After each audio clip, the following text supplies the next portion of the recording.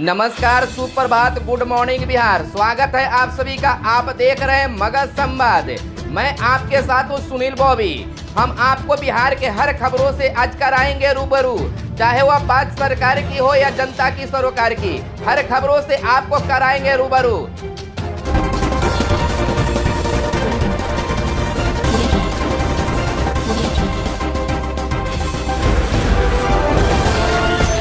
आज 24 जनवरी है। बिहार की बड़ी खबरें, लेकिन उससे पहले कैरियर समाचार।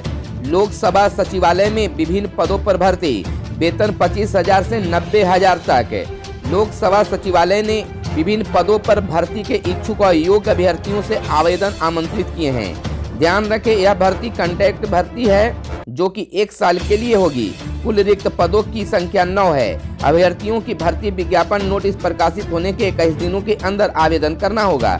लोकसभा सचिवालय में जिन पदों के लिए आवेदन आमंत्रित किए गए हैं उनमें से head consultant, social media marketing, social media और graphic design, senior content writer, junior content writer, Hindi और social media marketing, junior associate है।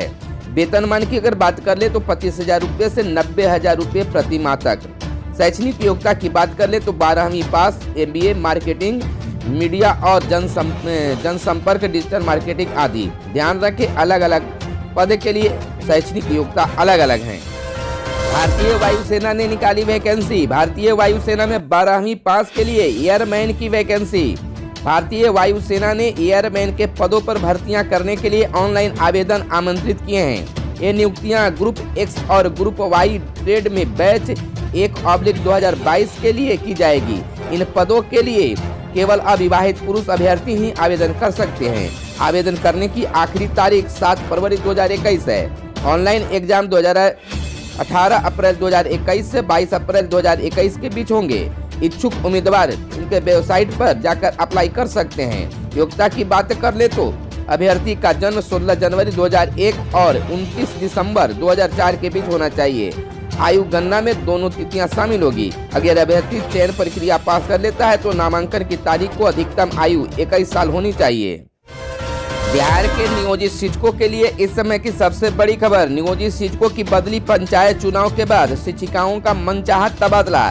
शिक्षा विभाग ने 3.57 लाख शिक्षकों के तबादले की बनाई रणनीति। आवेदन ऑनलाइन। इधर बताते चले कि राज्य के 3.5 लाख नियोजित शिक्षकों का तबादला पंचायत चुनाव के बाद ही हो सकेगा। इन शिक्षकों की सेवा शर्त नियमावली के आधार पर शिक्षा विभाग ने तैयारी पूरी कर ली है। पारदर्शी तरीके से तबादले के लिए ऑनलाइन आवेदन लिया जाएगा। शिक्षिकाओं और दिव्यांग शिक्षकों को दूसरे जिलों में इच्छुक तबादला का लाभ मिलेगा, लेकिन पुरुष शिक्षकों को रिक्तियों के आधार पर अंडर म्यूचुअल आपसी सहमति अंतर जिला तबादला हो सकेगा। इन शिक्षकों की सेवा शर्त के आधार पर नीति कार्यान्वयन के लिए माध्यमिक शिक्षा निदेशक गिरिवर दयाल सिंह की अध्यक्षता में बनी कमेटी ने सभी बिंदुओं पर विमर्श कर रणनीति तैयार कर ली है। कमेटी 3 दिनों के अंदर प्रधान सचिव संजय कुमार को रिपोर्ट सौंपेगी। माना जा रहा है कि मई के अंत तक पंचायत चुनाव हो जाएगा। जून में तबादले के आवेदन लिए जाएंगे। राजद नेता शिवानंद तिवारी का आया बड़ा बयान। कहा, नौकरी देने की नहीं, समाप्त करने की घोषणा सरकार ने की। राजद नेता शिवानंद तिवारी ने कहा है कि नौकरी देने की तो नहीं, बिहार सरकार ने नौकरी समाप्त कर देने की नीति की घोषणा जरूर कर दी है। विधानसभा चुनाव अभियान के दरमियान नेता प्रतिपक्ष तेजस्वी यादव ने घोषणा की थी कि अगर उनकी सरकार बन गई तो मंत्रिमंडल की पहली बैठक में 10 लाख नौजवानों को नौकरी देने के आदेश पर दस्तखत करेंगे। इसके जवाब में नीतीश कुमार उनके गठबंधन की ओर से घोषणा की गई कि चुनाव के बाद उनकी सरकार बनते ही 19 लाख युवाओं को हम काम देंगे। शिवानंद तिवारी ने कहा कि अभी तक तो नीतीश जी की सरकार का पूर्ण रूप से गठन ही नहीं हो पाया है, लेकिन इस आंधी अधूरी सरकार ने अलग अलग विभागों में निविदा पर बहाल लाखों लोगों के भाग्य का फैसला सुना दिया है। बिहार में नहीं चलेगी 15 साल पुरानी गाड़ियां, रद्द किए जाएंगे रजिस्ट्रेशन। प्रदूषण दूर करने की कवायद के क्रम में अब पुरानी गाड़ियों के संचालन पर रोक लगाए जाने की तैयारी कर ली गई है। पुरानी गाड़ियों को हटाने के लिए केंद्र सरकार की ओर से पूरा खाका खींचा गया है। इसके बाद राज्य सरकारें भी इन पर अमल कर अपने राज्यों में पुरानी गाड़ियों को विदा करने की तैयारी में है। बिहार सरकार को इसको लेकर बड़ा निर्णय लेने जा रही है। जीविका दीदियों को 5 वर्षों के लिए आवंटित होंगे तालाब। जलाशयों का उपयोग आमदनी बढ़ाने के लिए कर सकेंगी महिलाएं। जीविका दीदियों को तालाब 5 वर्षों के लिए आवंटित किए जाएंगे। 5 वर्षों तक तालाबों के रख रखाव और उनके प्रबंधन का आकलन किया जाएगा। अगर कार्य संतोषजनक रहा तो फिर से आगे की 5 सालों के लिए आवंटन का नवीकरण किया जाएगा। ग्रामीण विकास विभाग ने जलाशयों का रख रखाव दीदियों को दिए जाने को लेकर आदेश जारी कर दिया है। गौरतलब हो कि मुख्यमंत्री नीतीश कुमार की अध्यक्षता में 12 जनवरी को हुई राज्य कैबिनेट की बैठक में इसकी स्वीकृति दी गई थी। गृह मंत्री अमित शाह ने कहा, CAPF में 50,000 कर्मियों की भर्ती प्रक्रिया शुरू। केंद्रीय गृह मंत्री अमित शाह ने शनिवार को आयुष्मान CAPF स्वास्थ्य सेवा योजना की शुरुआत की। इसके तहत देश के सभी सशस्त्र पुलिस बलों के कर्मियों को केंद्रीय स्वास्थ्य बीमा के लाभ मिलेंगे। इस मौके पर शाह ने कहा कि 1 मई तक 7 केंद्रीय पुलिस बलों के सभी कर्मियों को स्वास्थ्य कार्ड दिया जाएगा।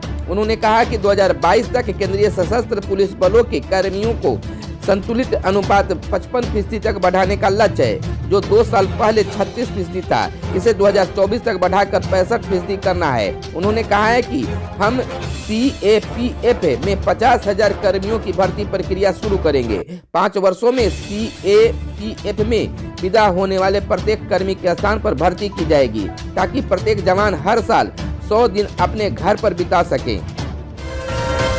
बिहार पंचायत चुनाव को लेकर एक प्रत्याशी वोटर लिस्ट की 5 कॉपियां ही ले सकेंगे। राज्य में अप्रैल मई महीने में त्रिस्तरीय पंचायत चुनाव कराए जाने के लिए कुल 1,35,783 पदों और इतने ही निर्वाचन क्षेत्रों की मतदाता सूची की तैयारियां की जा रही है। मतदाता सूची तैयारी को लेकर हर निर्वाचन क्षेत्र में दावा आपत्ति का काम चल रहा है। राज्य निर्वाचन आयोग के निर्धारित कार्यक्रम के अनुसार 19 फरवरी को अंतिम मतदाता सूची का प्रकाशन कर दिया जाएगा। मतदाता सूची के अंतिम प्रकाशन के बाद इसकी बिक्री का काम आरंभ हो जाएगा। किसी भी निर्वाचन क्षेत्र से पंचायत चुनाव लड़ने वाले प्रत्याशी को भुगतान के बाद अधिकतम 5 कॉपी खरीदने की अनुमति मिलेगी। प्रत्याशियों के प्रति पेज 2 रुपये की दर से भुगतान करना होगा। सभी निर्वाचन क्षेत्रों चुनाव लड़ने वाले प्रत्याशियों की संख्या भी 8-10 लाख के करीब होती है। राज्य निर्वाचन आयोग के निर्देश के बाद जिलों द्वारा 4 स्तर पर मतदाता सूची की तैयारी की जा रही है। पंचायत चुनाव में राज्य भर में 1,14,733 वार्ड निर्वाचन क्षेत्र हैं। हर वार्ड निर्वाचन क्षेत्र की अलग अलग मतदाता सूची होगी। वार्डवार निर्वाचन क्षेत्र की मतदाता सूची का उपयोग वार्ड सदस्य का चुनाव लड़ने वाले प्रत्याशियों के साथ ग्राम कचहरियों के पंच के प्रत्याशियों के लिए उपयोगी होगी।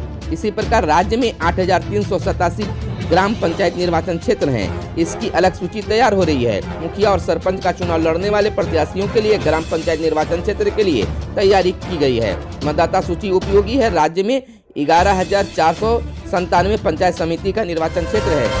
बिहार में 44 असिस्टेंट आर्किटेक्ट की होगी बहाली। राज्य में 44 असिस्टेंट आर्किटेक्ट की बहाली होगी। इस संबंध में बिहार लोक सेवा आयोग बहुत जल्द बहाली की प्रक्रिया शुरू करेगा। इन सभी आर्किटेक्ट की जरूरत राज्य के 13 विभागों और नियमों में है। फिलहाल आर्किटेक्ट की कमी के रहने के कारण भवन निर्माण संबंधी नक्शा बनाने और प्लान तैयार करने में देर हो रही थी। इससे कमी को दूर करने के लिए भवन निर्माण विभाग ने सरकार के सामने आर्किटेक्ट बहाली का प्रस्ताव रखा था। इस संबंध में पद सृजन की राज्य कैबिनेट से मंजूरी मिल चुकी है। भीषण ठंड का प्रकोप जारी। 31 जिलों में येलो अलर्ट। अधिकांश जिलों में घने कोहरे से सूर्य के दर्शन नहीं। 14 जिलों में कोल्ड डे। सर्वाधिक ठंडा स्थान गया का पारा 5.4 डिग्री। राज्य के अधिकांश जिले भीषण ठंड की चपेट में है। मौसम विज्ञान केंद्र पटना ने येलो अलर्ट जारी किया है। इससे आशय है कि वातावरण में घना कोहरा छाया रहेगा। वाहन चालकों को सावधान रहना होगा। राजधानी में शनिवार को दोपहर बाद तक इतना ज्यादा कोहरा छाया रहा कि सूर्य के दर्शन नहीं हुए। शाम को कोहरा से 100 मीटर भी दृश्यता मुश्किल रही। शनिवार को राज्य में 14 जिलों में कोल्ड डे रहा और 31 जिलों में घना कोहरा छाया रहा। खबरों में आज बस इतना ही। वीडियो पसंद आए तो एक लाइक जरूर करेंगे। धन्यवाद। जय हिंद, जय भारत, वंदे मातरम।